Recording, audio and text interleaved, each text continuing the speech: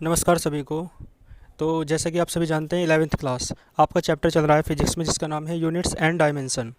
तो मैंने significant figures क्या होते हैं ये आपको बता दिया था, और इसके बाद सिग्निफिकेंट फिगर्स फाइंड करने के जो रूल्स हैं वे मैंने आपको करा दिए थे। इसके बाद मैंने राउंडिंग ऑफ क्या होता है मैंने बताया था, और उसके रूल्स आपको करा दिए थे। ठीक है, आइए कुछ न्यूमेरिकल्स देखते हैं जो सिग्निफिकेंट फिगर्स पर बेस्ड हैं। तो जैसा कि आप देख सकते हैं न्यूमेरिकल्स पहला कौन सा है, ऐड 8.5 सेंटीमीटर एंड 3.26 सेंटीमीटर। तो देखो पॉइंट के नीचे पॉइंट लिखा जाता है, आपको पता है ऐड करते हुए। तो 8.50 और ये क्या है 3.26। ठीक है, तो पॉइंट के नीचे पॉइंट लिखना पड़ता है, इस वजह से 5 के आगे हमने क्या लगा दिया, इस ऊपर वाली डिजिट में 0 लगा दिया है। ठीक है ना, तो 5 के आगे हमने क्या लगाया 0। तो देखो ऐड करके क्या आ जाएगा 11.76। तो देखो सिग्निफिकेंट फिगर्स में मैंने रूल बता रखा था कि कोई भी दो फिजिकल क्वांटिटी हैं, पहले ये है दूसरी ये है, तो उनके द्वारा जो रिजल्ट आएगा, अब वो चाहे ऐड करके आए, चाहे सब्सट्रैक्ट करके आए, चाहे मल्टीप्लाई करके आए, और चाहे डिवाइड करके आए, है ना। लेकिन यहाँ पे ऐड कर रहे हैं, तो ऐड करके यहाँ पे जो रिजल्ट आया है 11.76, उसमें उतनी सिग्निफिकेंट फिगर्स होनी चाहिए जितनी कि इन दोनों में से सबसे कम सिग्निफिकेंट फिगर्स जिस न्यूमेरिकल वैल्यू में है। देखो इसमें कितनी सिग्निफिकेंट फिगर्स हैं, 2 हैं। इसमें कितनी है, 3 है। पता है आपको, निकालने का तरीका मैंने बता रखा है आपको। तो इसके रिजल्ट में भी ना 2, देखो 2 नहीं है, क्या आ जाएगा, ये जो लिखी हुई है इस प्रकार है 8.50। तो इसका मतलब है इसमें कितनी सिग्निफिकेंट फिगर है 3, और इसमें भी कितनी है 3। तो इसका मतलब है इनका जो रिजल्ट आएगा उसमें भी 3 सिग्निफिकेंट फिगर होनी चाहिए। लेकिन ये जो 11.76 आ रहा है, इसमें तो 4 सिग्निफिकेंट फिगर्स है ना। तो इसी कारण हम क्या करेंगे, आपको पता है राउंडिंग ऑफ का रूल मैंने बता रखा है कि जो सबसे लास्ट की डिजिट होती है, जैसे कि ये क्या है 6, तो यदि ये 5 से बड़ा है तो उसे छोड़ देंगे और उससे पहले वाले को 1 बढ़ा देंगे। तो 7 का 8 हो जाएगा, तो 11.8 हो जाएगा। ये क्लियर है यहाँ तक? तो बस यही आपका आंसर है। इसमें 2 रूल लगे हैं, एक तो सिग्निफिकेंट फिगर का और एक राउंडिंग ऑफ का। ठीक है, इसे देख लेंगे। आइए नेक्स्ट न्यूमेरिकल देखते हैं। The mass of a box, कोई बॉक्स है जिसका मास कितना दे रखा है 2.300 किलोग्राम। ठीक है जी। 2 पार्ट्स ऑफ गोल्ड, सोने के 2 पार्ट हैं, हुज मासेस आर, है ना 20.15 ग्राम एंड 20.17 ग्राम। बात क्लियर है? तो सोने के 2 पार्ट हैं जिनके मास दे रखे हैं, are placed in that box. ये कहाँ प्लेस किए जाते हैं, इस बॉक्स में। यानी एक बॉक्स है जिसका मास दे रखा है और 2 सोने के टुकड़े दे रखे हैं जो उस बॉक्स में रख दिए जाते हैं। तो कह रहा है फाइंड इन सिग्निफिकेंट फिगर्स, यानी जो आपको वैल्यू निकालनी है ना वो सिग्निफिकेंट फिगर्स में निकालनी है। लेकिन देखो निकालना क्या है, total mass of the box. एक तो बॉक्स का टोटल मास निकालना है।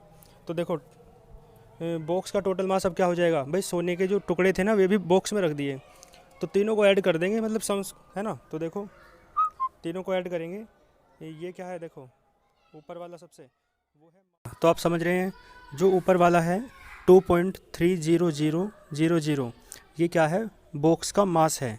लेकिन देखो इसमें क्या है, जो बॉक्स का मास ये वाला है, इसमें आप देख रहे हो 2.300, केवल 2 जीरो आ रही हैं, तो 4 जीरो क्यों लगा रखी हैं, देखो कैसे। आप जानते हैं आगे इतने ग्राम दे रखा है जो सोने के टुकड़े के का मास है। तो देखो जो ग्राम है ना, ये ग्राम, इसे आप ऐड करने के लिए किलोग्राम में बदलोगे। तो किलोग्राम में कैसे बदलते हैं, 1000 से डिवाइड करके। तो इसे 1000 से डिवाइड करोगे तो ये इतना आ जाएगा, और इसे भी 1000 से डिवाइड करोगे तो ये इतना आ जाएगा। तो इसका मतलब है पॉइंट के नीचे पॉइंट लिखने के लिए इस वाली वैल्यू में क्या है, 0 बढ़ा दी हैं। तो इन्हें ऐड करोगे, ऐड करना आप जानते हैं अच्छे से, तो कितना आएगा 2.34032, तो इतनी किलोग्राम आ जाएगा। क्लियर है? अब देखो रूल क्या कहता है, रूल ये कहता है कि मान लो 3 फिजिकल क्वांटिटी हैं, मतलब 3 फिजिकल वैल्यू हैं हमारे पास, वैल्यू हैं ये, है ना। तो 3 वैल्यूज़ हैं, इन वैल्यू में जिस एक वैल्यू में जो सिग्निफिकेंट फिगर है सबसे कम है, तो रिजल्ट में भी उतने ही सिग्निफिकेंट फिगर होने चाहिए। तो आप देख के बताओ इसमें कितने सिग्निफिकेंट फिगर हैं, 2 हैं। क्लियर ना, 2.300, 2 नहीं 4 हैं, है ना, बाद की जीरो तो गिनी जाती हैं, तो 4 सिग्निफिकेंट फिगर हैं। इसमें देख लो 4 हैं, इसमें भी और इसमें भी कितनी है, 4 हैं। तो 4 4 सिग्निफिकेंट है ना सब में सिग्निफिकेंट फिगर। तो रिजल्ट में भी आपको 4 सिग्निफिकेंट फिगर रखने हैं।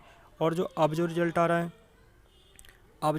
ये आ रहा है तो 2.34032, यानी इसमें 3 और 3 6, इसमें तो 6 सिग्निफिकेंट फिगर हैं। तो इसका मतलब है बाद के 2 छोड़ने पड़ेंगे, क्योंकि रूल तो यही कहता है ना कि जिस वैल्यू में सबसे कम सिग्निफिकेंट फिगर होते हैं उस वैल्यू के अनुसार ही जो रिजल्ट है उसमें भी सिग्निफिकेंट फिगर होने चाहिए। तो 4 हैं सिग्निफिकेंट फिगर, तो यहाँ पे भी सिग्निफिकेंट फिगर कितने होने चाहिए, 4। इसलिए बाद के 2 जो है ना 3 और 2 इसे आप छोड़ देंगे, ठीक है। आगे देखो second part, difference of masses of both parts of gold. ये जो गोल्ड के पार्ट है ना, एक तो ये है और एक ये है, इन दोनों के मास का डिफरेंस आपको निकालना है।